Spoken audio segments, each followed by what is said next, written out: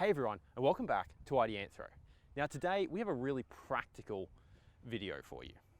I have spent the morning, actually not even the morning, I've spent like an hour out on site at this bioretention system trying to figure out why it's not draining. And there's a very deliberate process that we went to that I'd like to share with you, because if you have a system that's not draining, you can replicate this process yourself pretty simply. As I said, I was only out on site for an hour, probably 70 minutes total, trying to figure this out. And so I want to share that with you so you can replicate it yourself, because it's really not that hard. Okay, so what's the situation here? This basin was built maybe 18 months ago. Civil contractor, laid the drainage layer, the transition layer, the filter media, protected it with turf so the sediment from the house building sites didn't get in and screw it up. Just a few days ago, they came in, they removed that turf, they removed the geofabric beneath the turf, and they are trying to get it to the point where they can hand it over to the landscape contractor to plant it out.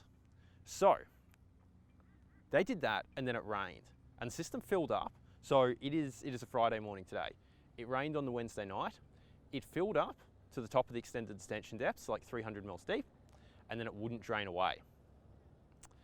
And so they had a problem. They got concerned. They came in and did a quick hydraulic conductivity test, found it draining at 11 mils an hour, and then contacted the filter media supplier and were like, hey, what's up?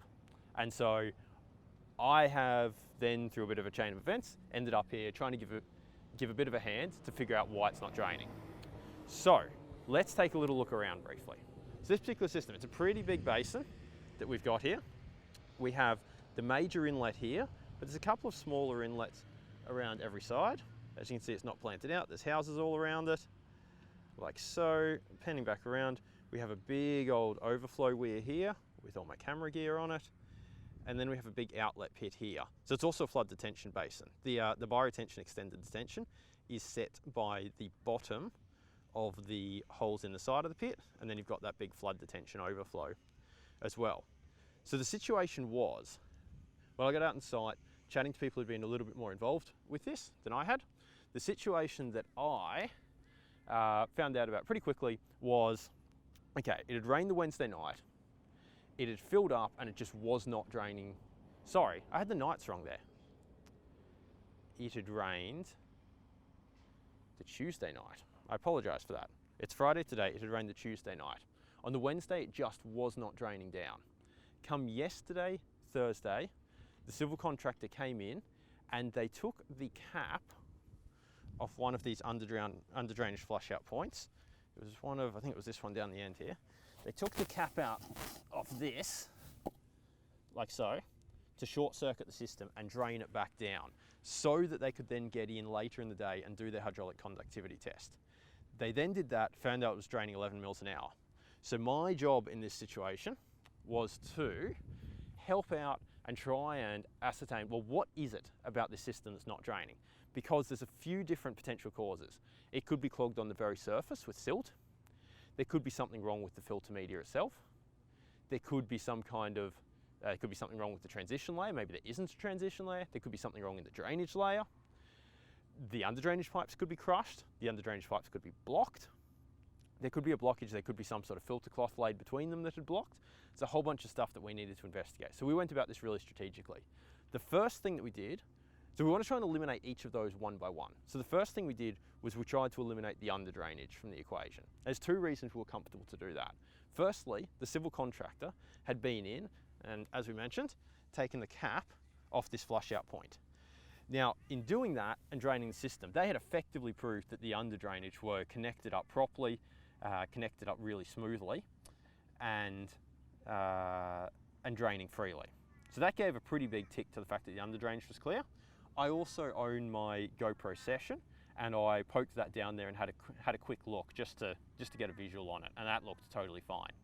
Also, the civil contractor had said that they had flushed to the under drains as well. So we're getting a pretty good tick for the under drains. So the next thing we did was started to do some hydraulic conductivity testing. So we started at the surface. It's actually all the way over here. I'll wander over and get it, although we did the test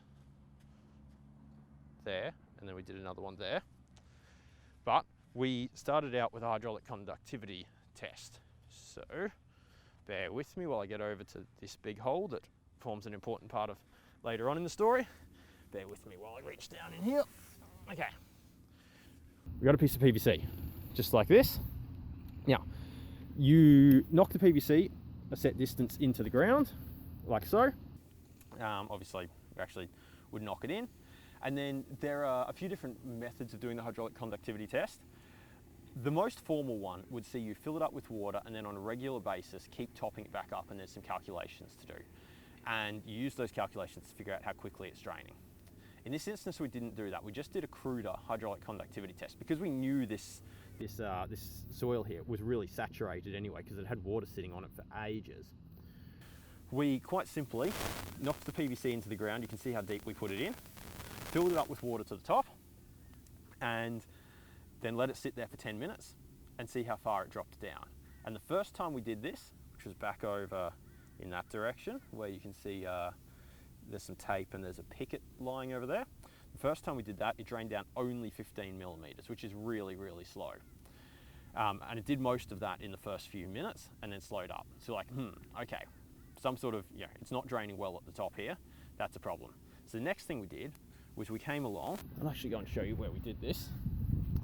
The next thing that we did was that we scraped a portion of the surface because there was clearly a little clay layer on the surface here. It's the very surface that accumulated some clay from the building site, so we scraped that away. You can see the square where we scraped it with the shovel. We put the tube back on, put it into the ground, did it again. Still got, left it for 10 minutes, still only drained down 15 mils. So like, doesn't look like it's surface clogging. Then what we proceeded to do was to dig a deeper hole. So we're like, okay, let's test whether this is clogging deeper down through the profile. So you can see that we're effectively, we started at the bottom, did the drainage layer first because it was easy, but then we're strategically working our way down through this to try and identify the problem. So we came over here and we dug this particular hole. Initially we dug it about 400 mils deep. In the process of digging it, we found that it was really, really, really hard. For filter media, which is pretty sandy, it was rock hard trying to dig through there. So this is compacted quite a bit. So we dug the hole, took a soil sample in the process, and then again, stuck the tube in there, filled it with water, left it for 10 minutes, only drained down 15 mils again. Okay, this is so this isn't a surface blocking issue. This is beginning to look like the entire filter media is draining very slowly.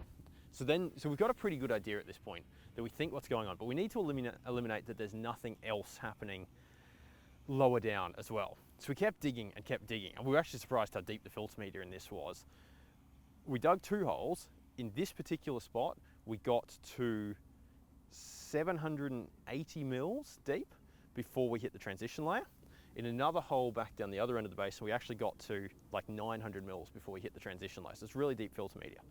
What we noticed though is that once we got past about the 700 or the 600 mil mark in this hole, was that the filter media started to get much, much lighter.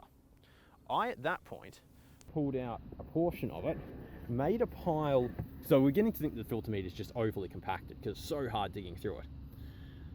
We then made a relatively loose pile of filter media here, patted it down a bit, right?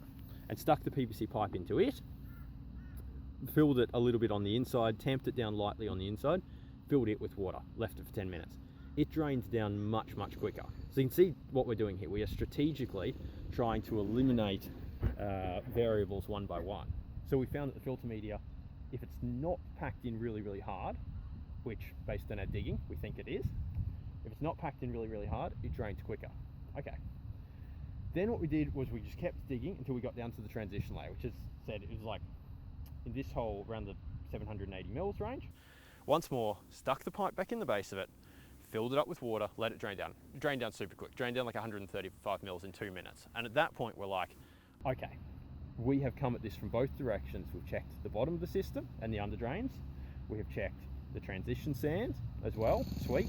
We also dug in the other hole. We actually dug down and got to the drainage layer, which was still really, really clean. There were no fines migrating down in. So we are confident that the bottom end of this system is fine, and that it's in the filter media that it's really clogged up, and we think it's because it's over compacted. So what we have left to do is taking a few soil samples. They're going to get tested in the lab and compared to the initial filter media supplied by the filter media supplier. Because they've got this from a reputable supplier who has good chain of custodies, they can literally trace it back to the exact batch and the exact test certificate and go, okay, the particle size distribution was this, the hydraulic conductivity was this, etc., etc. So by having that test certificate and then comparing it to several samples of filter media we've taken here at different depths, we're going to be able to check that there's no fines that have come in from the house building sites that have penetrated and are contributing to this blockage. Because if they do the PSD, the particle size distribution again, and it's very similar from the samples that they've taken out of the holes here to the original test certificate, then we know there's no fines coming in, and we can really at that point quite confidently say this system is clogging up because it's been over-compacted, and then you can start talking about fixes. And that's it. I suppose that's the strategy. Just taking the time to think about it logically, think about it piece by piece, and you can get, and relatively simply, right? Because let's just talk equipment for a second here, right? To do this, what we had today was a couple of little eskies with water, a rock for whacking the PVC pipe in, timber for helping whacking the PVC pipe in, the PVC pipe itself, a tape measure. I had my phone, which we're recording on here, to use as a stopwatch. We had a shovel, so I'm doing a terrible thing with my shadow there. We had a shovel. We had, what else did we have over here? Really simple stuff over here. And then we had the GoPro. Now, ideally the GoPro would be attached to a hose so I could get it a long way up the pipes. That didn't work so well because I forgot the hose, so I stole a timber picket from a street tree. We have the GoPro clamp. We have some tape for working with the GoPro, and we did have a flashlight, but we lost that. And that's it. It's really, really simple. Really, really simple kit. 70 minutes on site, and we're able to ascertain for a really quite a big basin what is highly likely to be up, and then the contractor can go away and figure out the most appropriate response to that, and they're not guessing, they're not risking trying something expensive and then having it not work and come back again. A little bit of time invested now, good info, likely to know what's up. Okay, sweet, thanks for tuning in. I hope that was useful, and we'll see you next time.